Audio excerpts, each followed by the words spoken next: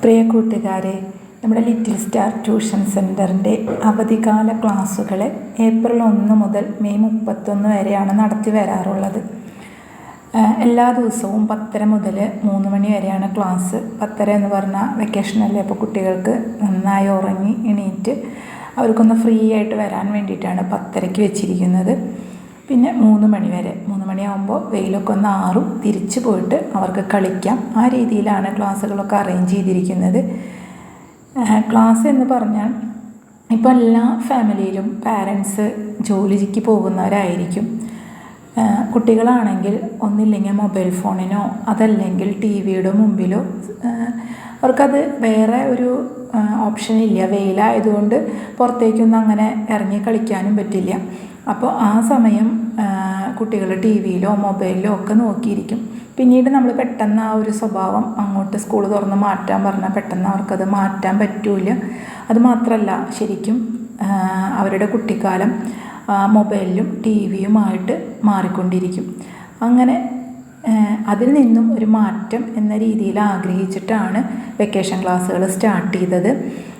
ഇതൊക്കെ വെക്കേഷൻ ക്ലാസ്സിൻ്റെ ഭാഗമായിട്ട് ഉച്ച സമയങ്ങളിൽ നടത്തുന്ന കളികളാണ്.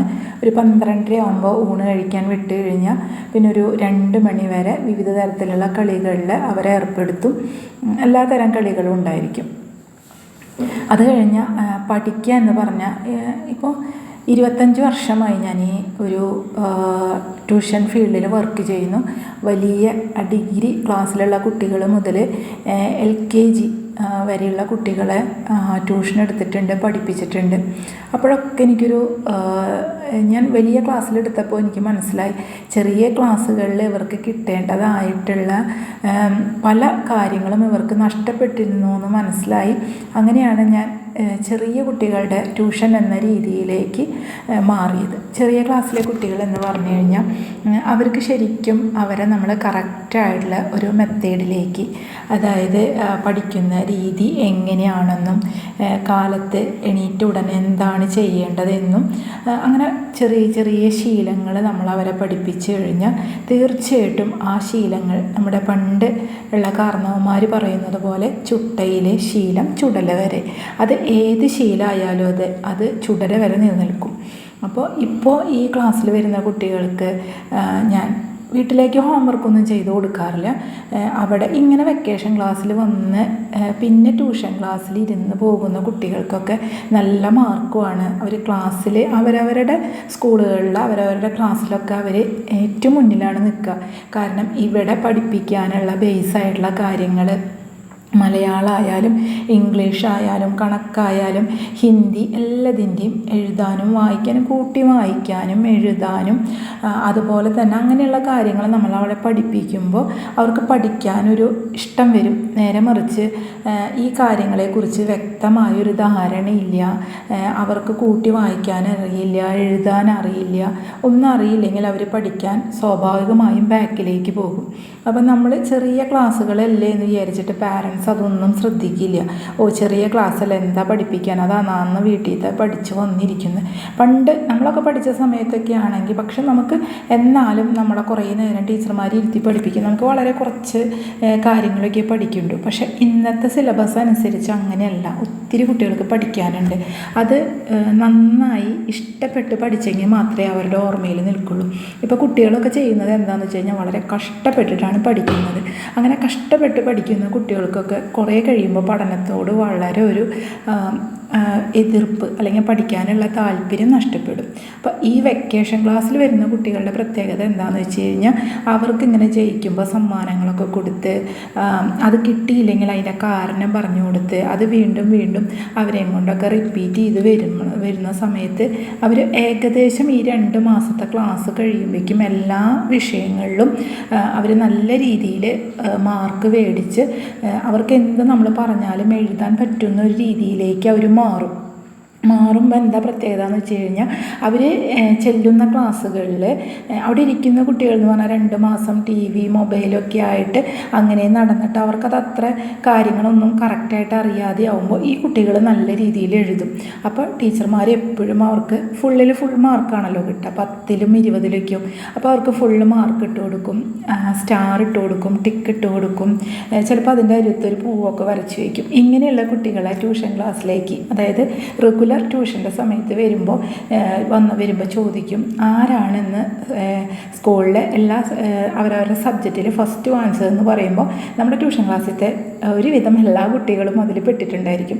അപ്പോൾ അവർക്ക് മിഠായിയോ പെൻസിലോ റബ്ബറോ അങ്ങനെ എന്തെങ്കിലുമൊക്കെ സമ്മാനം കൊടുക്കും. ചില ദിവസങ്ങളിൽ ചിലപ്പോൾ അവർക്ക് ഫുൾ മാർക്ക് കിട്ടില്ല, അപ്പോൾ അത് നോക്കിയിട്ട് പറയും നന്നായി പഠിച്ചാൽ മതി എന്ന് പറയും. അതായത് സമ്മാനം കിട്ടിയില്ലെങ്കിലും അടുത്ത പ്രാവശ്യം അത് വാങ്ങിക്കണം എന്നല്ലാതെ അതിൽ അയ്യോ സമ്മാനം കിട്ടിയില്ല ഇനി പഠിക്കേണ്ട അങ്ങനെയൊന്നും തോന്നില്ല. അപ്പോൾ അതിനുള്ള കാരണം പറഞ്ഞു കൊടുക്കും. അപ്പോൾ അടുത്ത ദിവസങ്ങളിലൊക്കെ അവർ സമ്മാനം, അതായത് ഈ ലിറ്റിൽ സ്റ്റാർ ട്യൂഷൻ സെൻറ്ററിൽ നിന്ന് സമ്മാനം കിട്ടണം, എല്ലാവരും ഫസ്റ്റ് വാങ്ങണം എന്നുള്ളൊരു ചിന്ത വരുമ്പോൾ അവർ സ്വാഭാവികമായിട്ട് നന്നായി പഠിക്കും. അപ്പോൾ ആ പാരൻസിൻ്റെ ഡ്യൂട്ടി കുറയും. കാരണം ഇവർക്ക് നാളത്തേക്ക് പഠിക്കാനുള്ള കാര്യങ്ങൾ പഠിച്ചു പോയില്ലെങ്കിൽ അവർക്ക് ഫുള്ള് കിട്ടില്ല. അപ്പോൾ അവരെന്ത് ചെയ്യും, അവർ സ്വന്തമായിട്ട് ഇരുന്ന് പഠിക്കും. ഇപ്പോൾ എല്ലാ സമയത്തും ഇരുന്ന് പഠിപ്പിക്കുക എന്നുള്ളതല്ല, അവർക്ക് പഠിക്കാനായിട്ടുള്ള സമയമൊക്കെ നമ്മൾ പറഞ്ഞു കൊടുക്കും. എല്ലാവരും 6 മണിക്ക് എണീക്കണം, എണീറ്റ് വശം തന്നെ എന്തൊക്കെയാണ് ചെയ്യേണ്ടതെന്നൊക്കെ പറഞ്ഞു കൊടുക്കും. അത് കഴിഞ്ഞാൽ നമ്മുടെ ഗ്രൂപ്പിലൊരു വോയിസ് ഇടണം. അതിനുശേഷം അവർ ഇരുന്ന് പഠിക്കും. ഇരുന്ന് പഠിച്ചത് ട്യൂഷൻ ക്ലാസ്സിൽ വരുമ്പോൾ നമ്മൾ നോക്കും. പിന്നെ വൈകുന്നേരം പ്രയറൊക്കെ കഴിഞ്ഞ് അപ്പോൾ പ്രയർ എപ്പോൾ ചെല്ലണം, എപ്പോൾ ടി വി ഒക്കെ ഓഫ് ചെയ്ത് കിടന്നുറങ്ങണം, അങ്ങനെയുള്ള ഇൻസ്ട്രക്ഷൻസൊക്കെ കൊടുക്കും. ഇത് കറക്റ്റായിട്ട് പാലിക്കുന്ന കുട്ടികളെ കറക്റ്റായിട്ട് ഫോളോ ചെയ്ത് അവരുടെ പേരൻസിനോടൊക്കെ വിളിച്ച് ചോദിച്ച് അവർക്ക് സമ്മാനം കൊടുക്കുക. അങ്ങനെ കുട്ടികളെ കൊണ്ട് തന്നെ അവരുടെ ജീവിതത്തിന് ഒരു ചിട്ടയായ ശീലം നമ്മൾ ലിറ്റിൽ സ്റ്റാറിൽ വരുമ്പോൾ പഠിപ്പിച്ചു വിടും. അങ്ങനെ പഠിപ്പിച്ച് വിടുന്ന കുട്ടികൾക്ക് പാരൻസ് ഒരുപാട് പഠിക്കുക അതല്ലെങ്കിൽ എണീക്കി പഠിക്കുക വായിക്കുന്നൊന്നും പറയണ്ട. പിന്നെ നന്നായി കൈയക്ഷരങ്ങളിൽ ശ്രദ്ധിക്കും. എഴുതി വരുമ്പോൾ അത് ആ കുട്ടികൾക്കൊക്കെ എഴുതി കൊടുത്ത് അവർ മാർക്ക് മേടിച്ച് വരുമ്പോൾ നമുക്കറിയാം, ഒരു വെക്കേഷന് വരുമ്പോൾ ഇൻസ്ട്രക്ഷൻസൊക്കെ കൊടുത്ത് എങ്ങനെയാണ് പഠിക്കേണ്ടതെന്നൊക്കെ കറക്റ്റായിട്ട് എഴുതി നല്ല ഭംഗിയിൽ ഉരുട്ടി വെട്ടും തിരുത്തൊന്നും ഇല്ലാതെയാണ് അവരെ എഴുതാനും വായിക്കാനൊക്കെ, അതായത് എഴുതാൻ പഠിപ്പിക്കും. അതുപോലെ ചിഹ്നങ്ങളൊക്കെ പഠിപ്പിക്കുന്നത് കൊണ്ട് അങ്ങനെ കൂട്ടിയൊക്കെ വായിപ്പിക്കും.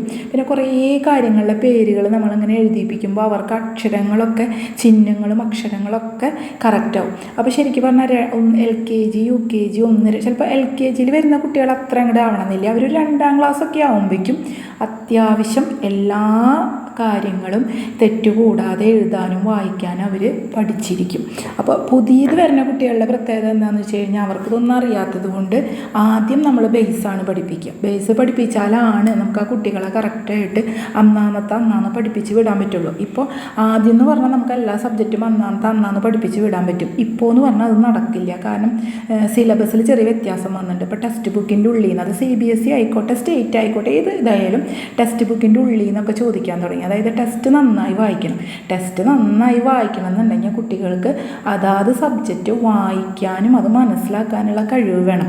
അറ്റ്ലീസ്റ്റ് അത് വായിക്കാനും വായിച്ച് കിട്ടുന്ന അവരുടേതായ അറിവുകൾ പേപ്പറിലേക്ക് പകർത്തി വയ്ക്കാനുള്ള എഴുതാനുള്ള കഴിവും കൂടി വേണം. ഇപ്പോൾ കുട്ടികൾക്ക് അതാണ് ഇല്ലാതെയായി പോണേ. അപ്പോൾ ആ കാര്യങ്ങളൊക്കെ ശ്രദ്ധയിൽ പെട്ടതുകൊണ്ട് ഈ ഏപ്രിൽ 1 മുതൽ മെയ് 31 വരെയുള്ള ഈ ക്ലാസ്സുകളിൽ ഓരോ കുട്ടികളെയും ആ രീതിയിലാണ് ഫോക്കസ് ചെയ്ത് കൊണ്ടുപോകുന്നത്. എല്ലാ കുട്ടികളും 100% അതിൽ വിജയിക്കണം എന്നില്ല. കാരണം എല്ലാ കുട്ടികളും വ്യത്യസ്തരാണ്. അപ്പോൾ അവരത് പഠിച്ചെടുക്കുന്ന എഴുതിയെടുക്കുന്ന രീതിയിലൊക്കെ വ്യത്യാസം വരും. എന്നാലും നമ്മൾ അവരുടെ ഒപ്പം നിന്ന് ഇതേ രീതിയിൽ അവരെ പ്രോത്സാഹിപ്പിക്കുമ്പോൾ നല്ല മാറ്റം വെക്കേഷൻ ക്ലാസ്സിലോടുകൂടി അവർക്ക് വരാറുണ്ട്. അതുകൊണ്ട് ഞാൻ എല്ലാ കുട്ടികളെയും എപ്പോഴും വെക്കേഷൻ ക്ലാസ്സിലേക്ക് ക്ഷണിച്ചുകൊണ്ടേയിരിക്കും. കാരണം ഈ 2 മാസം 10 മുതൽ 3 മണി വരെ കളിയിലൂടെ ഇവരെ ഇതൊക്കെ പഠിപ്പിച്ചെടുക്കുമ്പോൾ അവരെ പഠിപ്പിക്കുന്ന ടീച്ചേഴ്സിനും, അതായത് സ്കൂളിൽ പഠിപ്പിക്കുന്ന ടീച്ചേഴ്സിനും വീട്ടിലെ പാരൻസിനായാലും നമ്മൾ ട്യൂഷൻ ടീച്ചേഴ്സിനായാലും വളരെ സൗകര്യമാണ്. കാരണം ഓരോ അക്ഷരങ്ങളും പറഞ്ഞു കൊടുക്കണ്ടല്ലോ, അവർക്ക് കറക്റ്റായിട്ട് വായിക്കാനറിയാം. പിന്നെ ഇവരെ എപ്പോഴും പഠിച്ചു കഴിഞ്ഞു. കുട്ടികളൊരിക്കലും ഒരുമിച്ച് അവിടെ ഇരുന്ന് പഠിച്ച് എല്ലാം കഴിഞ്ഞിട്ടല്ല അവരെ എണീക്കുക. അപ്പോൾ അതുകൊണ്ട് തന്നെ അവരുടെ അടുത്ത് പിറ്റത്തെ ദിവസം ചോദിച്ച്